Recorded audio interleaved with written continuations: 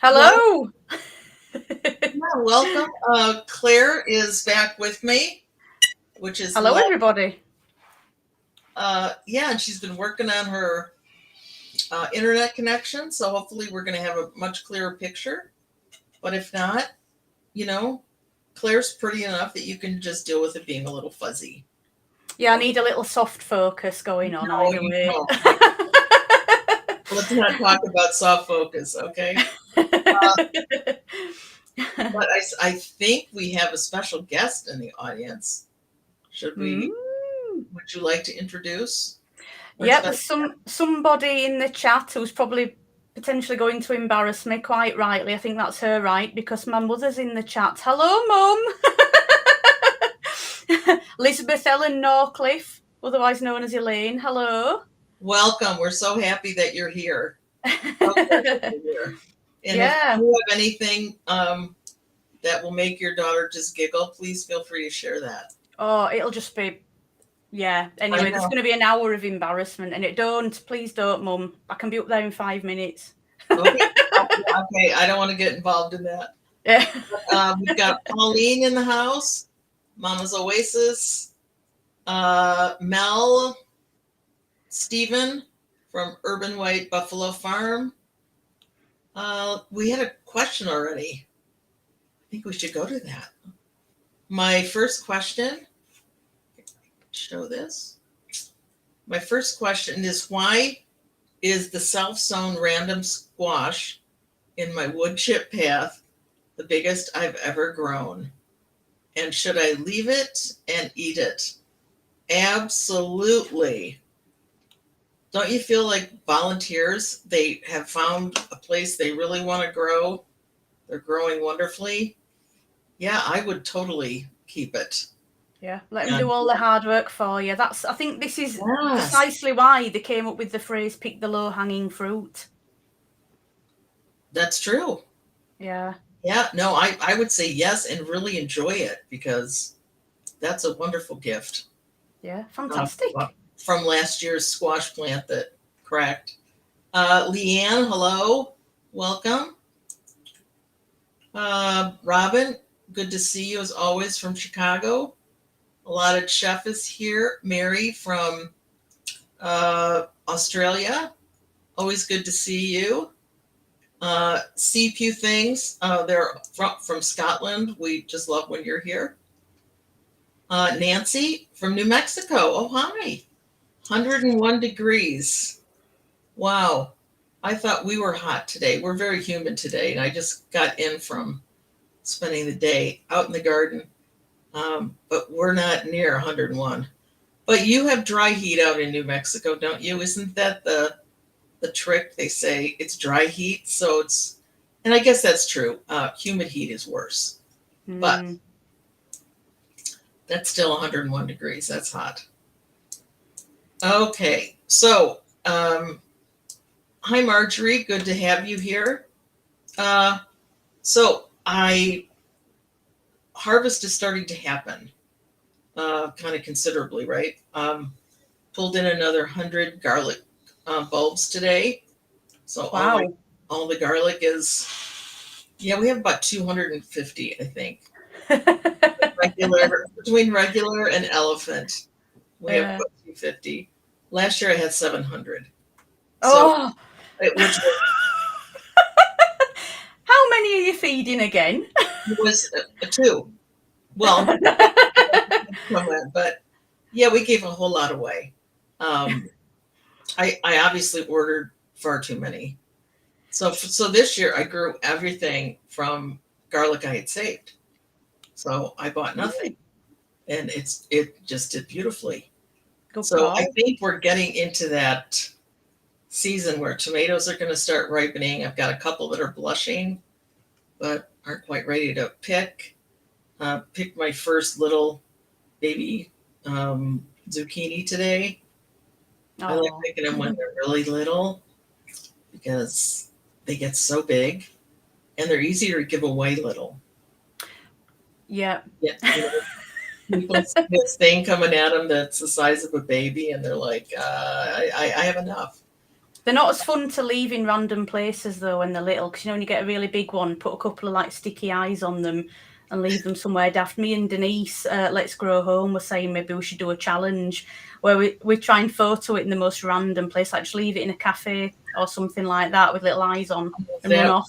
That would be hilarious. That would be hilarious. Well, Denise, how many plants have you got? I think she's got quite a few plants. I think we're going to have to do that. Of zucchini? Yeah. I think she's got a few. Yeah. Okay, I always find one, maybe two is plenty. I've got two. So I grow not the green zucchini. I grow the ones that have the spines on them, or the lighter stripes. I don't know why I think they taste better, but yeah, me too. I've got the Romanesco, and funnily enough, I did a little show and tell. I've got one here, so just in case people aren't familiar with it, please show and tell. As if by magic. Oh, there we go. That's the kind like that. I'm growing. Yes. Yeah, and I think they're fab. I failed on them last year, but I think they're really quite sweet. Yes. And I think they've got a fairly firmish skin, so they hold up quite well, I think. I think that's quite nice. But yeah, I pick them when they're about that big. I like to get my money's worth, but I don't mind them bigger. I just grate them and put them in the freezer. Yeah, no, I pick them about half that size. Yeah. I really like them little and tender. And yeah. So what is everybody else having movement on in your harvests? I know, well, again, garlic was my biggest one, obviously, yet. Tomatoes I'm loaded with tomatoes, but nobody's, well, the couple are showing some signs of blushing. Teasing. But then you're going to look the other way and they're all going to be red and you have to start picking like crazy. Yeah, I think that's the best way to prevent blossom end rot. It's not consistent water and it's just ignoring them. Because I think as soon as you keep looking at them, they go, oh, so, something goes wrong. Just ignore them. I noticed one in one that I'm growing in pots. One of them did have blossom end rot. Yeah, I've had a couple. I've had to take them off. Yeah. And I got my CalMag in there right away. I thought, no, we're going to, and they get watered very consistently. So I figure it is actually a calcium deficiency. So we have Julie is here and Denise. So how many are you growing, Denise? I don't know if she heard. Was she in the? Yeah. Oh, 4 plants, about 5 varieties, and then face. We know they're going to explode. She must like them. So yeah, you can definitely stand to let 1 or 2 get huge, and then start thinking of where you're going. I'm not going to tell you and give you any tips, but start thinking of where you're going to hide them. So is this going to be like an internet-wide challenge? Well, why not? I think there's enough of us to take part. I do. We're all going to have that problem, I'm sure. I was going to say, if any of us are growing those, you'll have that problem. Yeah. Stephen is saying he's getting broccolini. Oh, by the pound. Blanching and freezing, as well as eating every other night. Lovely. Love broccolini. That's a treat, isn't it? Mine has all bolted at this point, but I might do another fall crop so I can get them again. Yeah, I've sown some. Is it the same as the broccoli rab, the broccolini? Is it similar? It's similar. I do believe it's different, but it's similar. Yeah, I've sown some rab, and is it coming through? I've got my little seedlings just at the side here. Some are starting to show, but yeah, I've sown some of those because they should be. I think it's the 60-day one, so yeah, they should. Now, how hot does it get for you? Well, this year's been a bit different to last year. We had it very hot, quite well. It was cold, then it went really hot. Now it's gone a bit where it's warm and muggy or a bit chilly, and it's rained loads all this sort of last month. It's put a lot of water down, which we did need. We're all sort of complaining already about how dry and hot it was. So it's just a bit extreme either way, really. But I don't know what it's been today. It's felt quite muggy today. I bet it's been 21 or something. I didn't really look, but I think the next couple of weeks are still quite rainy where I am. Okay. We had rain in the month of July than we had May and June combined. Yeah, a bit same. Desert. May was a desert, and that's usually a very wet month. It was terrible. The ground had cracked. And I went to harvest some potatoes, pulled back my plastic sheet, and where the ground had cracked from the heat underneath, there was loads of big slugs all queued up in a line in it, and a leopard slug. So, and I harvested the potatoes. They were completely clean, and I just covered it back over. I thought, well, I'm not bothered. I'm just going to leave them there. Yeah, and I got my potatoes in very late this year. So I don't think I'm harvesting anything till August, maybe September. Have you got some first and second earlies in? Well, we don't really call them that. I think we call them. So it's probably early season, mid-season, late season. That's probably how we call them. So I only grow mid and late. Right. So until those all get. Yeah. Oh, that's. We've got a definition of what broccolini is. It's a cross of broccoli and Chinese broccoli, and it's an F1 variety. Oh, now, well. I grew Chinese broccoli this year. Fabulous. It was absolutely fabulous. Writing a note. Yep, I will grow that every spring. That's the other thing I've been thinking about as I've seen all these white cabbage butterflies flying around. I don't know that I'm going to grow a lot of brassicas next year. Do some early spring and maybe just some purple, because they seem to. Do you guys notice that they don't seem to? They gravitate to the green stuff before the purple stuff, or do they just not like the purple? Because my purple has not been touched, and all of my green has had a good ravaging. So I don't know if there's anything to that. Well, I've got 2 old purple sprouting broccoli plants still in that have completely flowered and gone over. Okay. And I've just left them because I've let a lot of things go to seed this year, and just for the pollinators and a bit of variety. And I did notice a couple of cabbage white caterpillars on it, and my friend was saying, "Oh, you're trying to grow them to be attacking all the," and I said, well, no, because if they're on this, they're not on anything else, are they? But I mean, I'm sure there's more than one butterfly laying eggs, but the rest of my brassicas are actually covered, although they are touching the net now, so I'm on borrowed time, aren't I, really? I'm risking it. Well, and yet you kind of have to do that sometimes, right? Yeah. Path of least resistance. There's only so much time to. Well, and I would rather let something go to seed and the pollinators enjoy it for a while until I get around to it, than pulling it out. Yeah, having bare ground. Yeah. If I'm not going to have it, then please, I'd love for them to have it. Yeah, the carrots that have set seed are absolutely beautiful, because some of my Christmas Chantenay I transplanted out of the tub into a bed, because it didn't matter if it disturbed the actual root and made it go funny, and they flowered. I put a little video up on Instagram with a little clip of one, and it's beautiful. I think it's absolutely stunning. When you look at it really closely as well, the carrot flower is gorgeous. So I'm going to collect the seed from that. It's so amazing that all that work goes into a vegetable that goes to flower, right? They're just beautiful as flowers.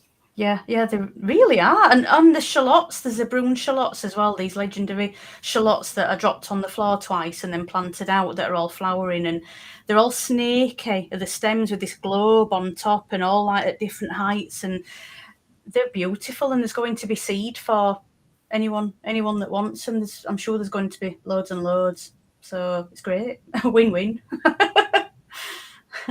Let's see. Amanda is asking, can I get BT over here? I'm assuming you're meaning me, but you might be asking Claire. Yes, I can get BT. Yeah, I think you can. I did actually do a bit of a web search the other day because I've never had any. And I know one Tony got a big tub, didn't he? And you only need a tiny, tiny bit.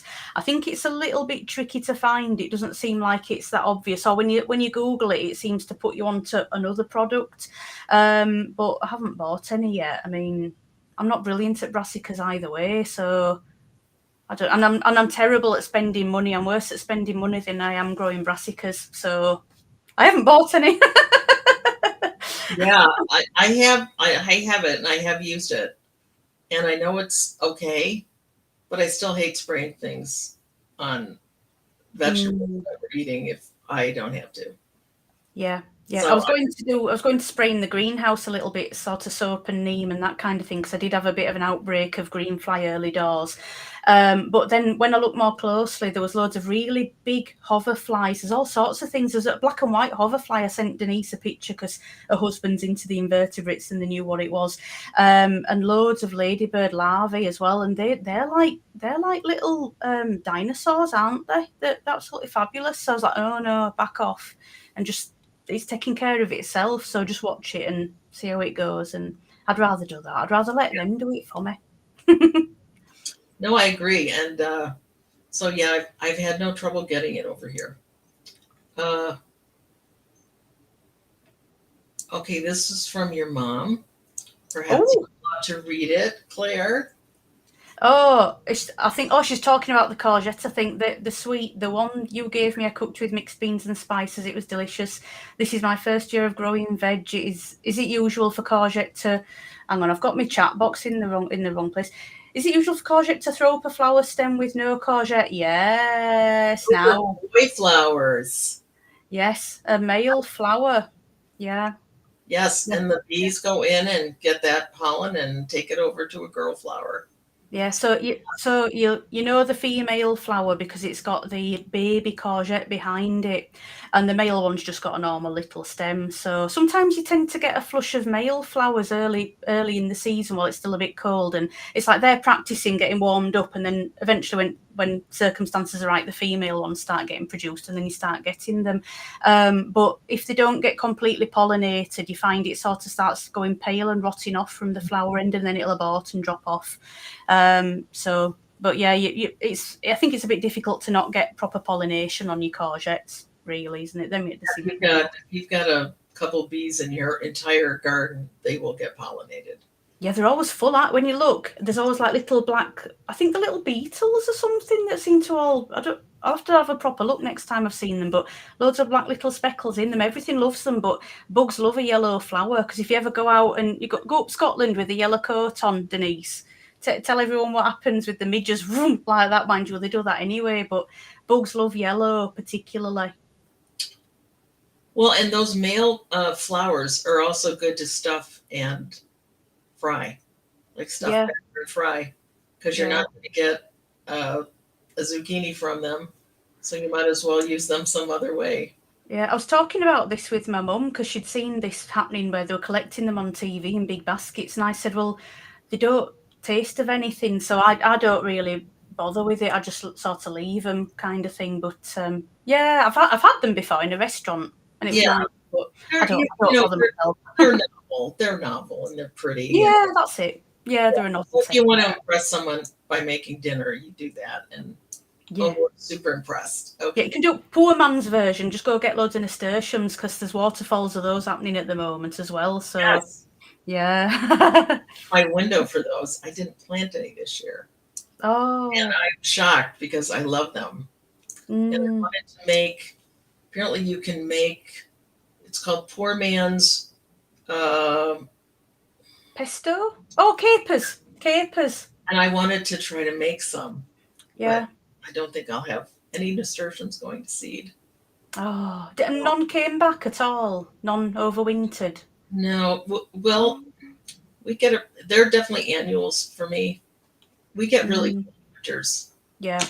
frigid. Mine came back, fortunately, because it Uh, was quite cold. We had it fairly cold, but not for as long as you have it cold. that's the problem. We have it cold for months, so Yeah. Yeah. much they don't have much of a chance. But my all my alyssum came back self Oh, seeded.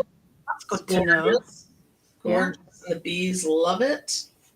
Okay, do you have trouble with flea beetles? And if so, what do you use for control? I'm thinking about ordering some nematodes, my nasturtiums, and rutabaga seedlings. Oh, I have never done anything with flea beetles. I just kind of clip the leaves off, and either the plant comes back. I've not used nematodes before either. I know Tony C. Smith kind of swears by nematodes. I've not used them. I just kind of I cut the leaves off. Now my rutabaga, I wish I had a picture of that today. They're huge. The leaves are bigger than my rhubarb plant. I mean, it's enormous. So I think I'm going to have a nice. So I'm sorry your rutabaga seedlings were destroyed. But do you have anything, Claire, on flea beetles that? Well, I mean, we do get them, yes. I've had, trying to think, brassicas, turnips I've had decimated, but then I realised I don't really like turnips, so I'm not bothered with those, but radishes as well. But no, I don't tend to use anything because I tend to get things passed before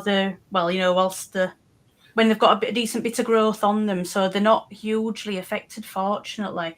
So I don't really know what else you do, but I must admit, I know they're a pain, but they're another one I quite like creeping up on before they jump off and try and have a good look at it because they're a beautiful sort of glossy coppery brown. And I think they're actually really quite nice looking. I'm a bit weird, aren't I? I'm growing the veg to farm the creatures by the sounds of it. But no, I don't use anything for them at all. Yeah, they used to really attack my eggplant leaves. I mean, they looked like lace. That's how they just, but I'm not growing eggplant this year on purpose. Not for that reason, but we just don't like it that much. Mm-hmm. So, yeah, sorry. I can't, I think, again, the nematodes, I would check out Tony's channel and see what he has to say about those. Yeah, I feel like JB did a video probably last year or maybe the year before where he mentioned the flea beetles, and he might have had some advice, but I don't know how you'd find the video just by, I don't think it'd be titled How to Get Rid of Flea Beetles or anything, but I feel like he's mentioned something. Okay.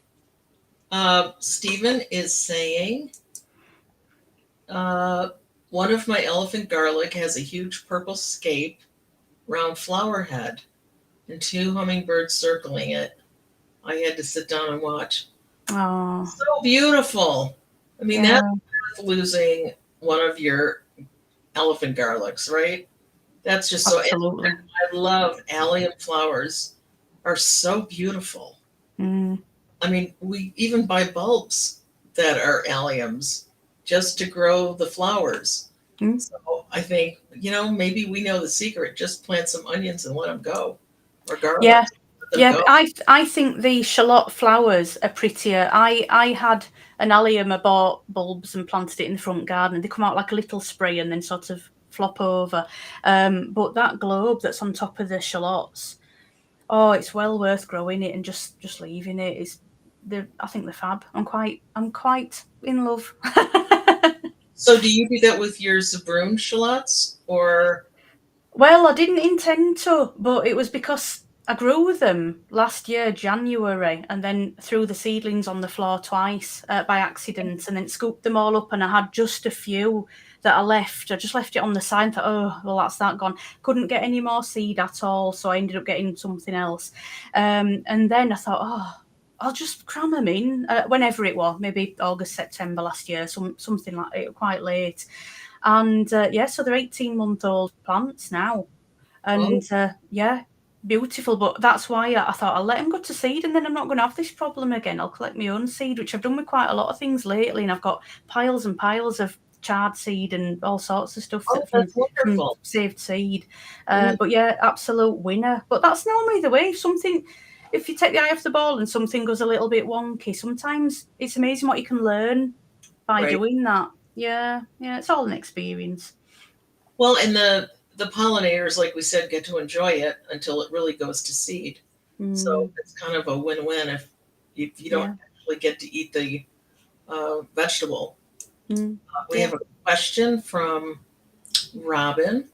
I was reading about beneficial nematodes that target squash vine borers. Ooh, I didn't know there was such a thing as that, because I actually think I saw one on one of my squash plants even today. So, I'd love to know more about that. So I think I will make a note of this and do some reading as well, because if we could get rid of those little puppies, that would be very nice. Do you have problems with the squash vine borers?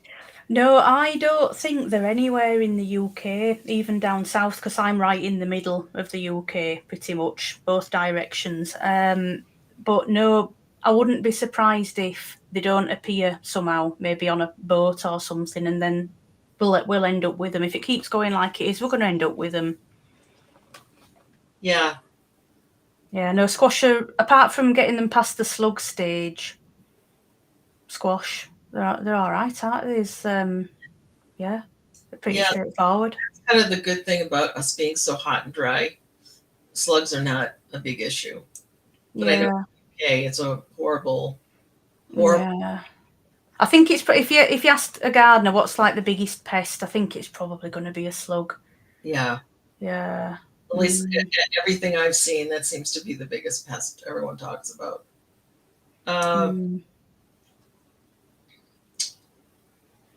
Okay, Frances is talking about her nasturtiums. Not only reseeded, they waited to burst into full growth until I planted more. But I can imagine. I know, but it's a weed if it's not pretty where you want it. I know.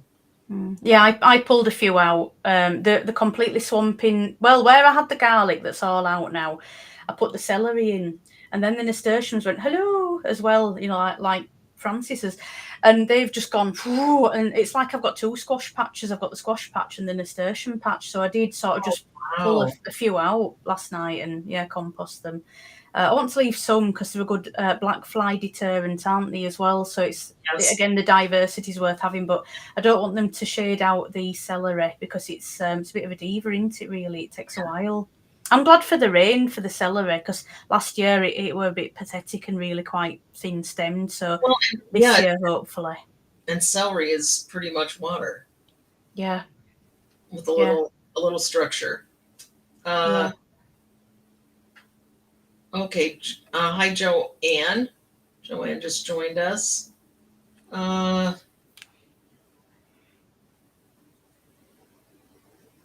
Okay. Any other questions? I don't want to. Mama's Oasis allotment saying, Claire, don't mention squirrels. Squirrels! But did I? I don't remember did I mention the squirrels? I don't know. There might be an in-joke there that I've forgotten. I don't know what the thing is with the squirrels. Well, I know I do not appreciate squirrels. So I don't know if that's like, don't mention a squirrel because I. Oh, right. I see. Although it might not be. So it might be some other inside joke I'm not aware of. No, you might be right there. Not to trigger you. I mentioned on Potty Mouth one week that I think they should just be shot.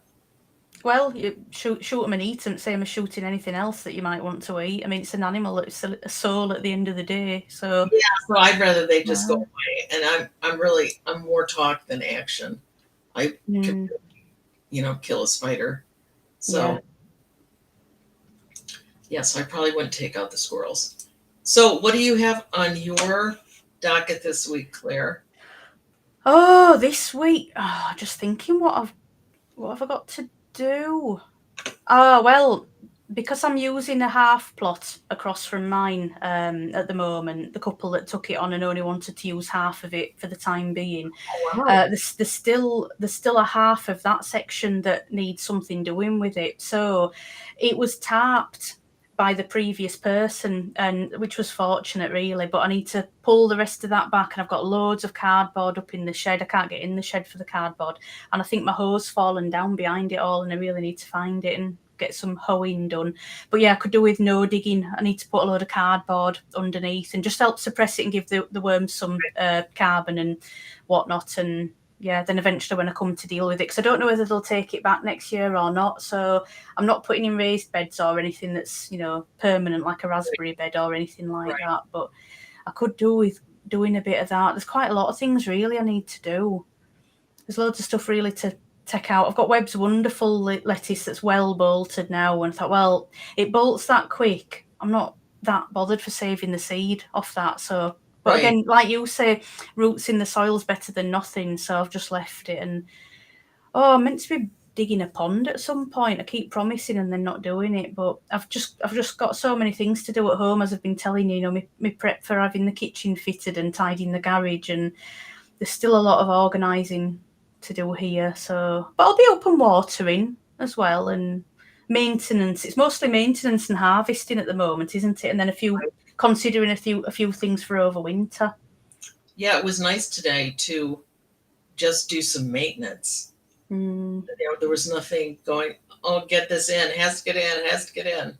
Well, finally left that in the dust last week. So actually, tying up tomatoes and making sure they're not taking over the entire garden.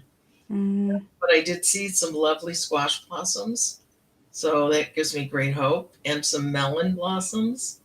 And pumpkins. Oh, so I'm very excited to see what that will bring this fall. Yeah. Oh, yeah. Yeah. I can't wait to uncover what's under the squash patch. I mean, I've had a peep already. Oh, it's looking good. It's looking really. Although it's it's off the plot in both directions, trespassing onto the path and onto other ones. Keep having to sort of send it back round again and whatnot. And it's completely swamped out. I've got a little row of okra to try as well, and it's just swamped. I uncovered a little bit last night, and it's up at about 8:30 just to do a little bit. And I've got some really quite pale looking little okras. Oh, they're tiny, so I don't think they're going to come to anything. Not without clearing a lot of space, and they're not as high value as the potatoes and the squash. So, survival of the fittest, even on the allotment. So, have you grown okra before? No, it's first time, but I do like it, and I do use it a lot in curries, and I even like dropping it into ramen noodles as well, because I buy it frozen. I don't even mind it when it goes gloopy, because I know a lot of people don't like that, but there's not a lot that I don't like. I just don't really like turnips. But next year maybe, especially if I've got the other half a plot and I've got the rest of it taken over, I'll have more room for stuff then. Yeah, well, and okra does love full sun. Yeah. Like the hotter and the more sun, the better. Yeah. Oh, we have a question here for Claire. Have you seen him lately? I saw him. Well, I say him. There's numerous Kelvins. When I put the tomatoes in, I put the pots kind of in a row. I lifted some out, and there was little Kelvins and big Kelvins flopping all around. I put my little gravel trays underneath this bit of fence that I've got suspended over them as a bit of a wicking system. Okay. And a couple of hours later, I heard plop. I thought, oh, it's a Kelvin jumping in little ponds that I've made for him. So, I mean, I'll leave them because in the bottom of the greenhouse, because there's all the mare's tail, it's tanked with the plastic again, but with quite a thick layer of wood chip on top. I put 10 barrow loads of wood chip in it, and it's now starting to sort of rot at the bottom and all that sort of thing. But if you go and have a little dig in it, you find all sorts of things crawling around. There's worms. I don't know how they got in, because it's like a plastic sheet underneath, and slugs and bugs and all kinds of things. So they're obviously feeding just fine. Yeah. Well, I hope your okra excuse me, I hope your okra does well for you, though, even though you're not sure it's going to do much.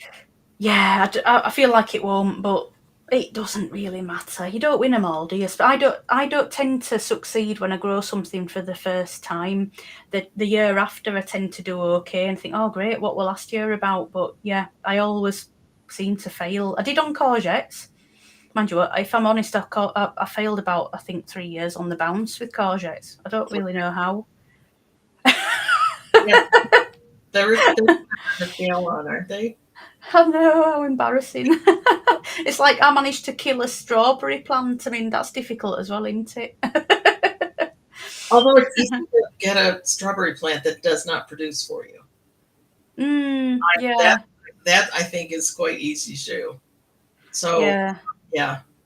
So Yeah. here we have a question from Mama's Oasis. What have you started storing, if anything? Yeah, I've got all the broad beans come out in one go for me to clear the bed because I found that I quite like following broad beans with leeks. So they're normally ready, and I've done it this year and covered them up. They're already done. So yeah, they're in the freezer. The garlic's dried and hanging up. I had some beetroot and a few little pathetic carrots out, and I've pickled them. Got 3 jars of that done, and the currants that I've just got my first year currants because I've got 2 new bushes, and I did my little show and tell down here and all with those. So anyway, boozy as always. This year, it's white rum and it's the juice of both the currants, the red and the black, and it's got some orange peel in there. And then you heat it up with some sugar and then put it in a sterilised jar after it's sat for about 10 days. And that's a currant shrub, apparently. And that's out of a preserving book that my mum got me. So they're preserved now. Oh, and hey, tell you what as well, forgot about it, but I don't know what you call it, but the pulp or the lees or whatever, the strainings off the juice, that's got vinegar in there, and I thought, well, why not? So I'm making a bit of a curranty vinegar. I don't know if that's a thing, but I think it must be because you do it with other stuff, don't you? And flavor vinegar, almost anything. 2 uses out of the currants. Yeah, good job. Yeah. Good job. I have started dehydrating some of my herbs. That's been a big one. And I'm doing a bit of a tea garden this year, so I'm dehydrating some of those leaves and see what kind of blends we can come up with. The garlic is still drying. Again, we just picked half of it today. And once that gets dried, I'm going to put it all in a food processor, mash it up, and put it in ice cube trays and freeze it for the season. Because I think a lot of folks can grow soft necks. Hard necks really grow best because of our winters. So they don't have as long a shelf life. So getting it in the freezer is kind of, a number one. Trying to think if there's anything else I have preserved. I don't think so. It's coming. Oh yeah. That mass thing is coming for sure. Yeah, I'm hoping my new kitchen's done just as all that starts happening, and once there's some chilies to pick, 'cause I've got a couple of red chilies now as well. So yeah, because I want to make loads of those lovely fermented sauces that naturally JB does and Chili Chump. And I made 3 batches last year. One was a bit ropey, which was my fault. So I put fruit in it and fermented it, and it tasted a little bit strange. But the other 2 were really good, and I just love it on everything. So you could even just have nice bread and a bit of chili sauce. Lovely. So I want lots and lots of chili sauce this year. I upped my game for that this year too. Yeah. Ooh. Yeah, because Excited. a lot of my kids love it. So I'm thinking, guess what's going to be in your Christmas stocking this year? Well, fermented food, it is a bit addictive. Well, because it has that funk that you really can't get if it's not fermented. Yeah, it's got that kind of almost umami quality, hasn't it? It's got something that is just, yeah. Yeah, once you get used to them, you just love them. Yeah. Yeah. Yeah, it's very special.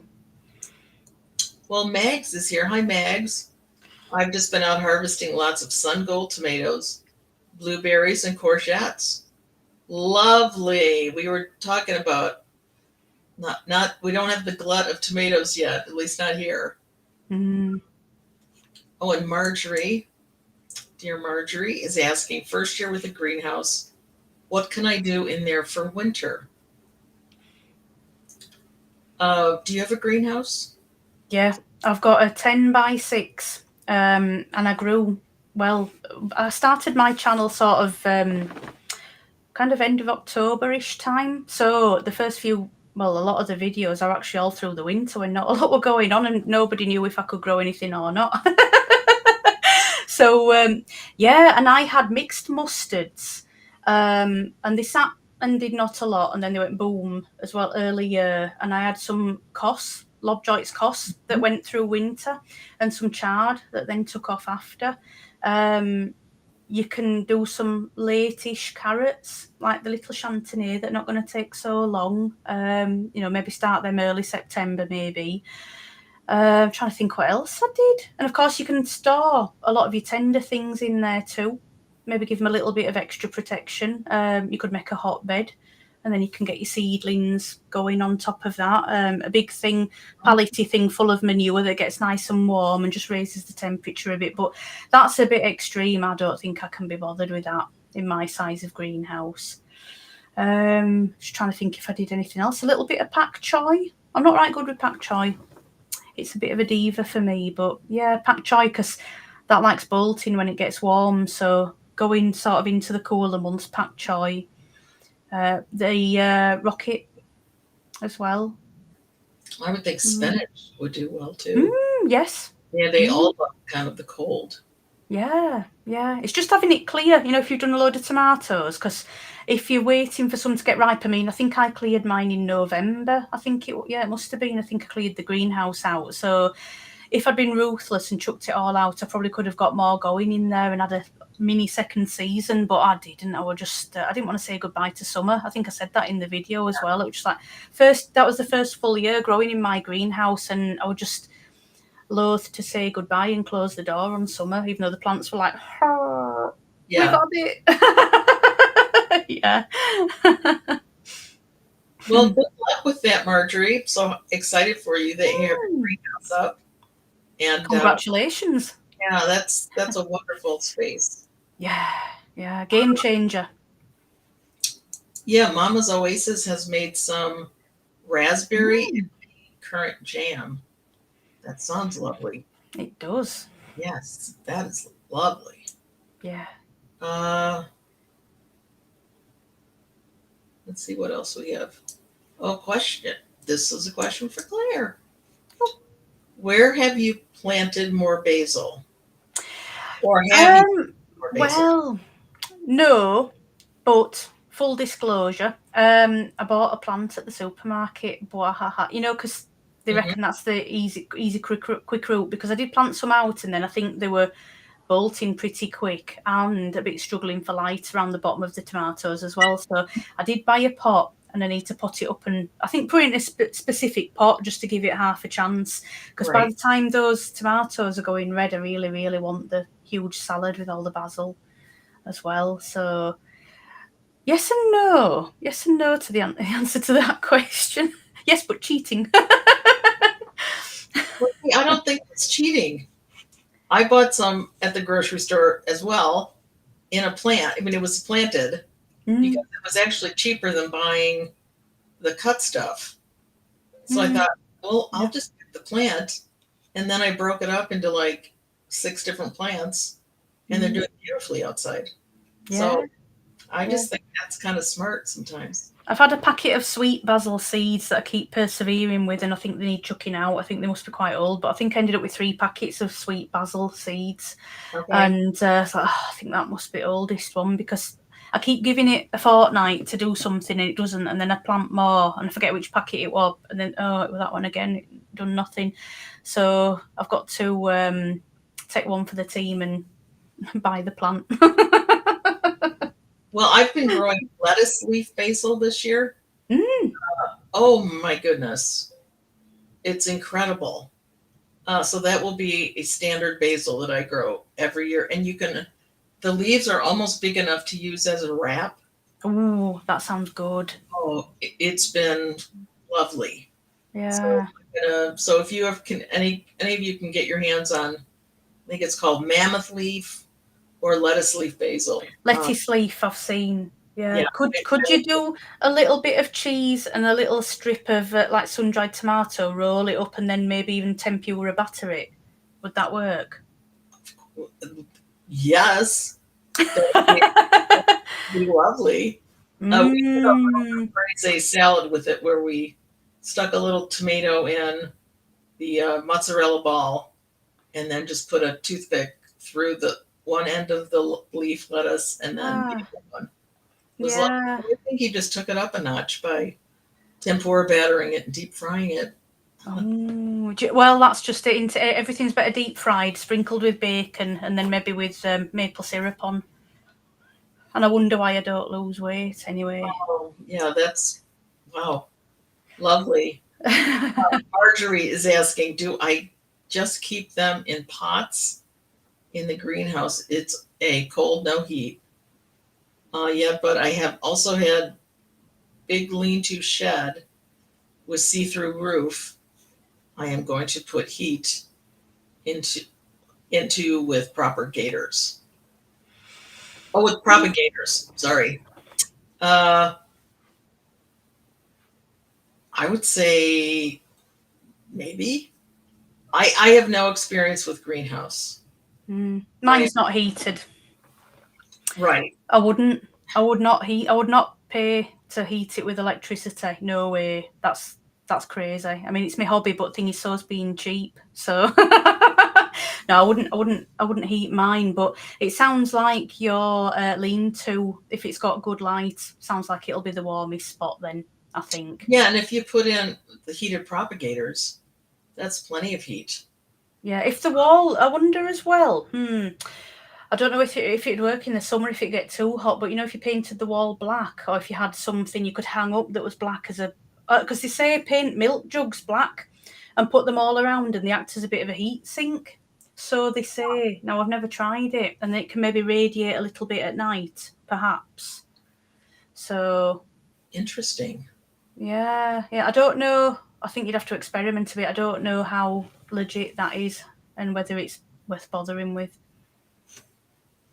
Well, I have heard that in coolers, you can either put water gallons that are frozen or water gallons that are hot, and they will keep whatever's in your cooler warm or hot. So I would think that might work in a greenhouse as well. It's just going to be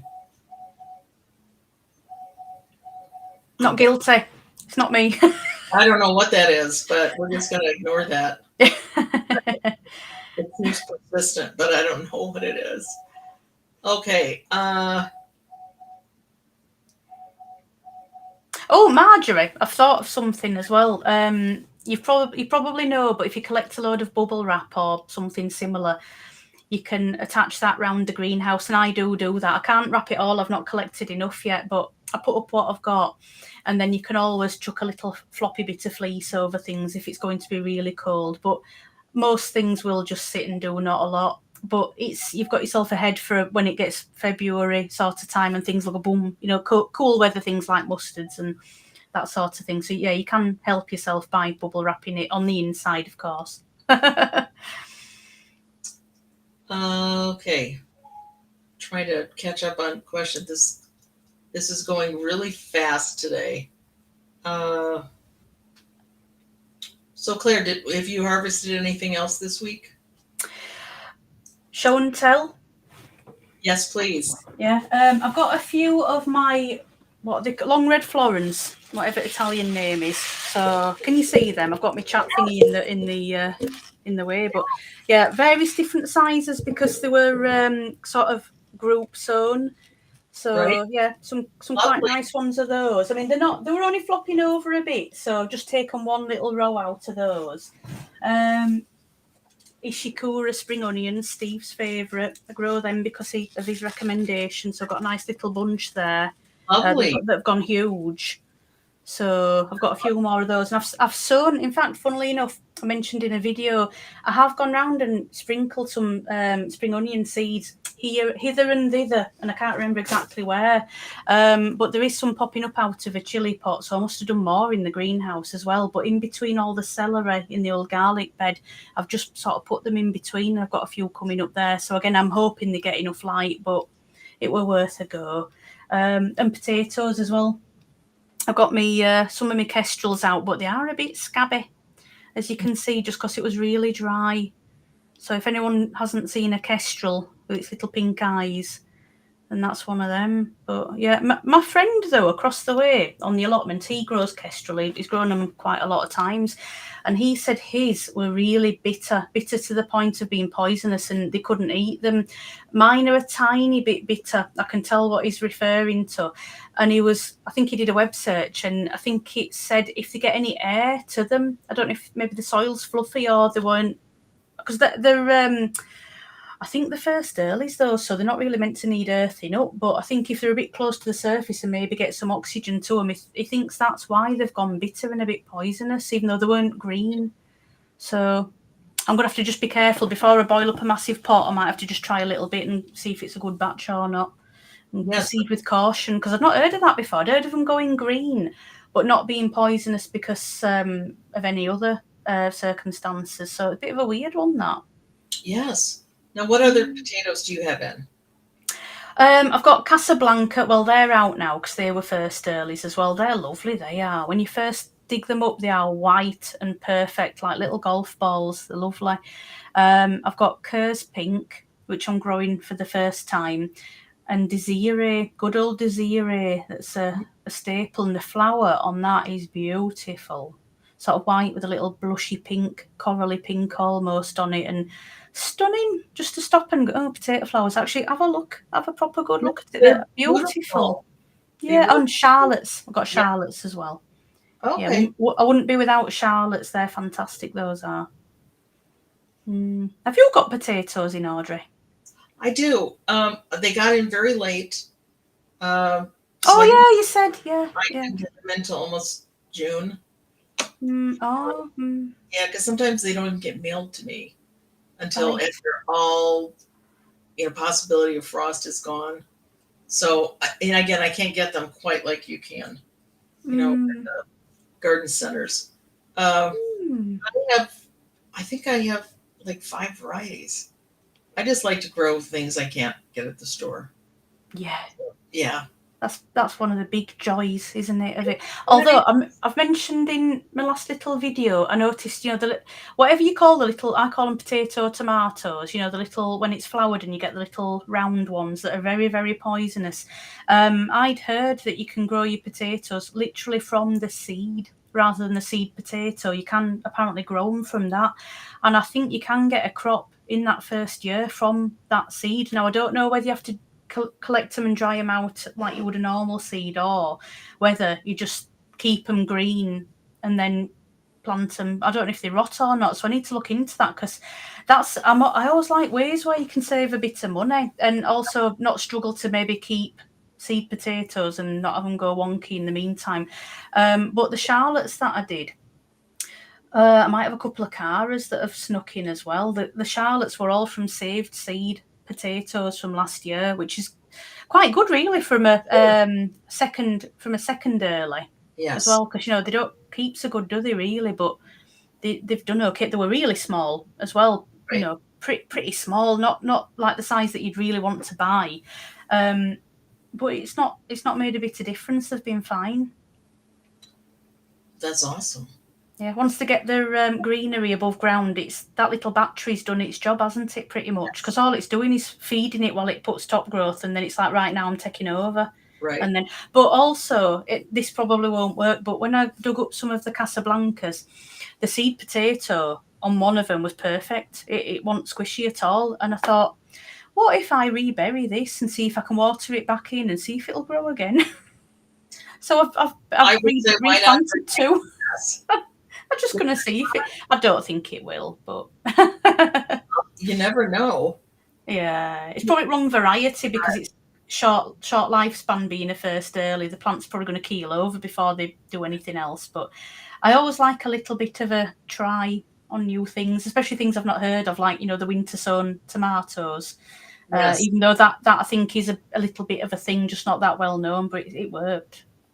Which I'm amazed that worked, because I do winter sowing, and I've never done that with my warm weather stuff. Oh, we're going to do loads more at the end of this year because it could be a winner. I mean, the amount of seedlings I got from squashing one tomato in the little pot and overwintering it came sort of it were start of April. All of a sudden, a few came.